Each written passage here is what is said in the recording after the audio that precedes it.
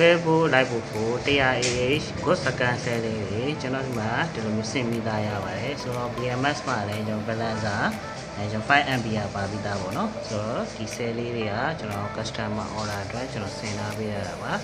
ဆိုတော့ဒီဟာလေးကိုကျွန်တော် IR လေးချက်ကျွန်တော်တိုင်းပြပေးမယ်IR နေလဲလေဒီ cell လေးတွေကကျွန်တော် 0.5 milli ohm ဝန်းကျင်မှာပဲရှိရပါတော့ဆိုတော့တော်တော်လေးကောင်းတယ်ကျွန်တော်ချက်တိုင်းပြပေးမယ်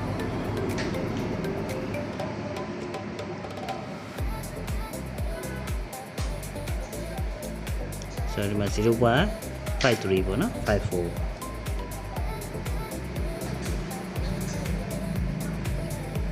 ဒီကောင်လေးဆိုရင် 0.4748 ပေါ့နော်ဆိုတော့ဒီဘက်ချလည်းရှိရယ်ဆိုတော့ဒီကောင်လေးဆိုလည်း47ပေါ့နော်45ဒီလောက်ပဲရှိရယ်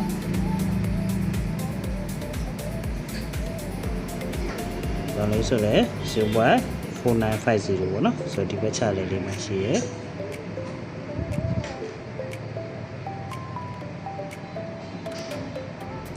ဆိုတော့ဒီလိုမျိုး quality ကောင်းတဲ့ cell လေးတွေကျွန်တော်စီမှာရပါတယ်